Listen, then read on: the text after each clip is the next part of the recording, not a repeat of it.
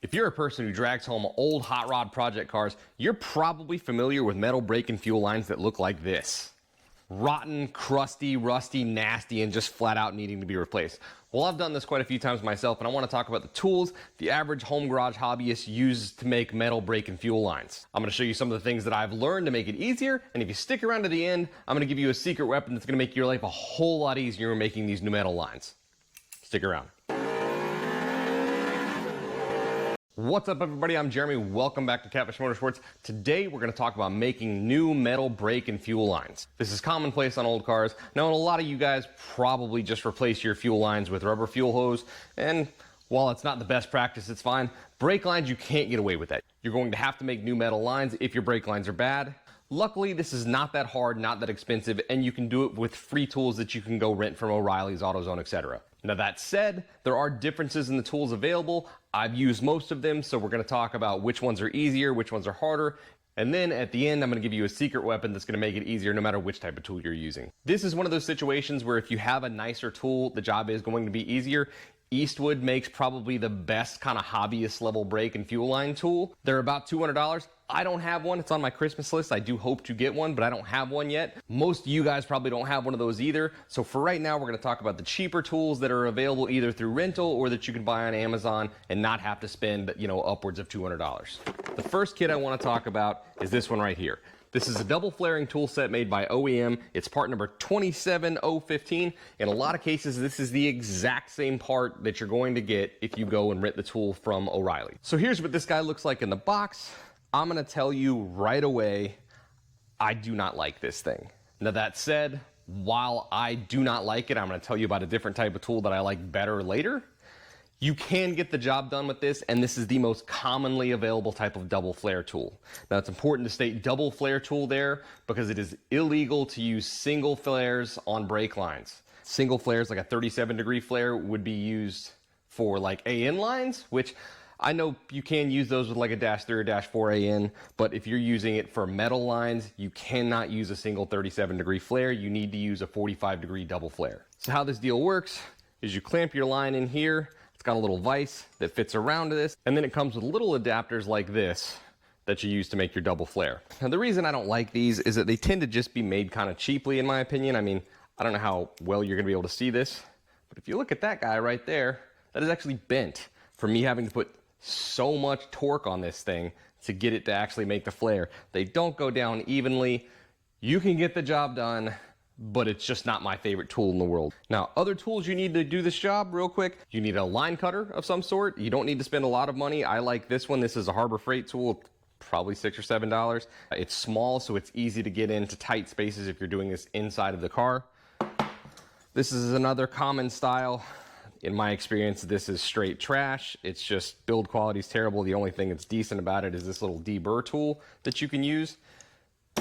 That said, this is a 1/8 to 1/2 inch reamer. I can't remember if I bought this on Amazon or Harbor Freight, but it's very cheap. It's about $10, and you can use it from sizes 1/8 all the way up to 1/2 inch. This is better. You can just chuck that thing, just buy one of these and buy a little smaller cut tool. You'll be happier for it, trust me. So let's do a quick demonstration on our OEM tool set. I'll show you why I don't really like these. This is just a standard piece of steel brake line. Basic as can be. It's not stainless or anything. I'm going to cut the end off of it so we have a bare end, and then we're going to put this in. I'm going to show you why it works, but why I don't really like it. Okay, so here's our freshly cut end. This is where the little reamer tool comes in. We're just going to go in here and just kind of gently scrape this out and deburr the edges.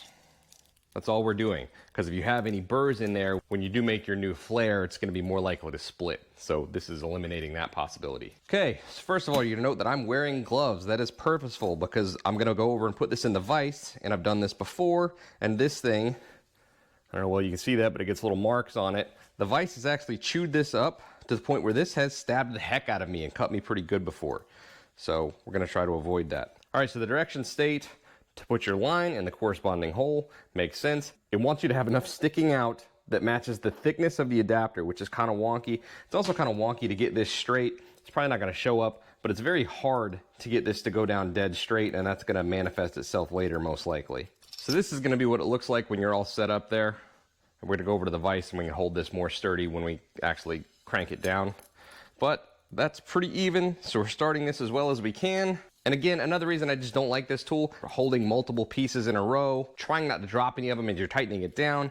And then this little vise wants to creep back and forth on you like that. It's just not the best setup. All right, we'll see how well you can see this. Now I'm gonna start this by hand, but I feel like from past experience, I'm going to end up needing to move to something with some help, so we can already see that that's trying to turn on me.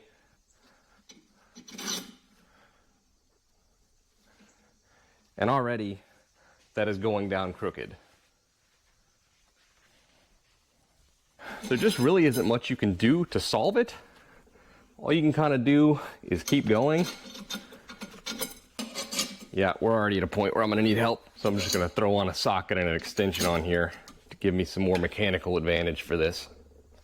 And yeah, look at that. This tool sucks. I'm not even gonna bother. I've done this before. You can make it work, but I'm gonna show you a better tool, and then I'm gonna show you something that'll make this work a little bit better later. Trash. Okay, so we've established this is trash, and hey, maybe there's a higher quality version of it, but if you're spending more money, at that point you're creeping up and just buy that Eastwood tool we talked about earlier. So, different alternative that's still affordable, but much easier to use. Enter this little guy right here. Now, I don't necessarily know what you'd call it, because they just call it a double flare tool just like this guy, but I've used this a bunch. This is a 3/16 unit, and it's way more intuitive to use, and it does way better of a job. I have two of these. They're both made by Titan Tool. I've seen this same tool branded under, different brand names. They're probably all made in the same factory in China. So we've got a 3/16 one, and we've got a 1/4 inch unit that I've never even taken out of the bag. So there you can kind of see everything it comes with. Now, if this is so much better, what's the downside? Well, for one, as we just talked about, this is a 3/16 and that's a 1/4. So each one is only good for one size. Other big downside is, as far as I've ever been able to tell, they only make these for 1/4 and 3/16 lines. So if you need to make new fuel lines that are going to be at least probably 3/8 of an inch, you're out of luck with this type of tool. I don't know if it's just too small to be able to make the bigger lines if you couldn't get enough torque on it, but they only are available in the small sizes, so you can only do brake lines with. That said, I've used this guy a ton and I love it. Let me show you how it works. All right, so here's a little tool. It's got 2 bolts on the outside that you loosen so you can open up the housing. Again, this is steel brake line. This is 3/16 because I didn't want to take the other one out of the box just yet, but steel just like the other one that we tested. So you're going to stick it in the back. This is probably not going to show up great on camera, but this other hole here is actually a sight line, so you can see how far you've got it pushed in. So what you actually want to do is you want to push it past that line once you can see down in your little sight hole, and there's a reason for that. So we're going to tighten this down. Just kind of finger tight. We're not going to go crazy at the moment. Now this kit is only 3 pieces in total really. The housing itself, this little silver dude, and then this is actually 2 pieces in one. One side's for your first flare, the other side's for your double flare part of this. This silver piece here gets used first. All this is actually doing is taking that line that we threaded in a little bit too far earlier, and then it's going to push it back. So if you were to look down in there, now we could see that this has pushed our piece of metal line exactly to where we need it in there. So as long as you make sure it's still touching, you can now go in here, these are 10mm bolts, and just zap those down so they're tight. Then you can pull this guy out, and now our line is exactly where we need it to be down inside of that hole. Now you do need to make sure these are good and tight, otherwise you might push the line backwards if they're not tight enough. Now at this point, very easy. If you look, there's a 1 on the side, so you're going to use the side that says 1 first. It comes with a little tub of lubrication. I didn't show it, but I did lubricate the other tool as well. You always should do that. It's going to make this easier. So we're just going to dip it in slightly. You thread this in.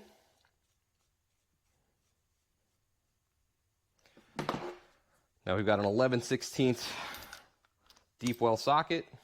We're just going to crank this down. Obviously it gets tighter as you go down, but you can feel the difference when you hit the positive stop of your adapter here hitting the body block. Now you can put this in a vise. This handle is actually detachable, so you can put the whole block in a vise if you want. I've never really found it's necessary. Flip over to the other side, lubricate that slightly. We're gonna crank it down.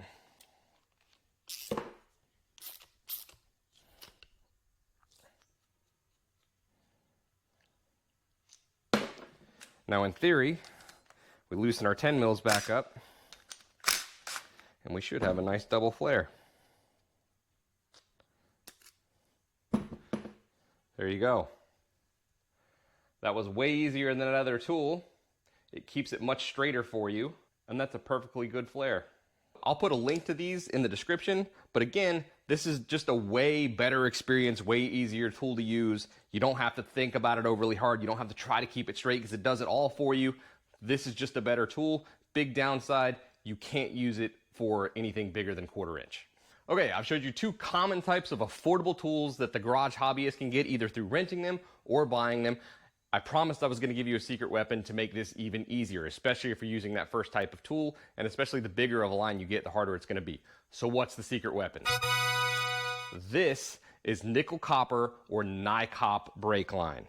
This is just a different alloy of metal than the standard steel line. It's a lot softer, therefore it's a lot easier to make those flare tips out of. It is slightly more expensive, but nothing outrageous, and believe me, we might say it's slightly more expensive, but when it comes to spending your own effort, this is a way better value because it's going to work way easier. Now this NiCop line, this is 1/4 inch. Number one, it bends way easier. So when you're hand forming, it's a lot easier to do than with this steel, especially if you're trying to make a tight bend towards an end. This is just a lot more workable. It is also significantly more corrosion resistant. You're way less likely to end up with this situation that we started the video with. The only real downside to NiCop line, other than the slight increase in price, is it is not as mechanically strong. That shouldn't be an issue because you shouldn't be routing your brake and fuel lines in a position where they're going to be in mechanical danger anyway. But even if you want that extra peace of mind, there's a solution for that too. Does this look familiar?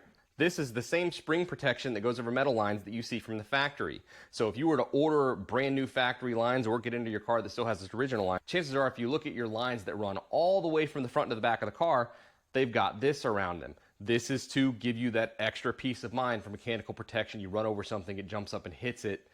You're not going to lose your brakes or have a big fuel leak. This is pretty affordable. I don't remember what I paid for it, but it's available from Inline Tube and Amazon and wherever else. And it just slides over your existing line. And now your tube's protected. And this is probably stainless, so this is corrosion resistant as well. So we're going to take this and go back to that crap tool that we started with, and we're going to do the same thing, and I bet you it goes a lot easier. Let's go over there and give it a shot. Okay, so we're all set up in here again with our NiCop brake line. Now this tool still sucks. It's still not going to go down straight. It's probably not going to make as pretty a flare as the other tool did, but it's going to require an extreme less amount of effort than that steel line did, and it's going to get the job done. So we're mounted in here. I'm probably going to be able to do this by hand as opposed to needing assistance. And already I can see that it's not going down straight, but it'll hit the stop and then it'll even out.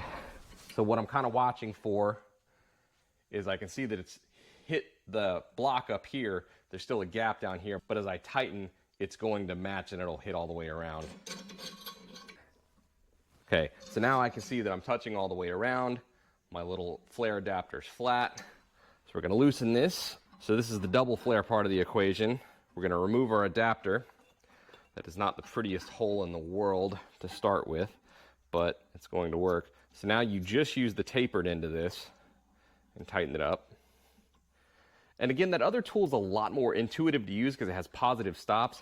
This side, you just kind of might have to do a little trial and error to see what makes a pretty flare, because there's nothing really that tells you when you have to stop on this.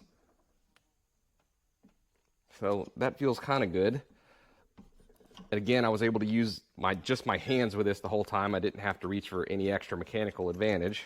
We'll take this out, pop our line out, and now we should have a flare. There you go.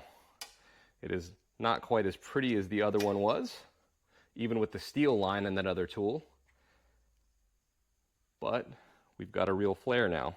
And that's why this NiCop hardline is the secret weapon for the garage hobbyist when you're doing this stuff, especially if you have to use a rented type tool or like I said, the tool that I like is only available for 3/16 and 1/4 inch line. If you need to make 3/8 fuel line, it's not gonna cut it. You're gonna have to use that other trash type of tool.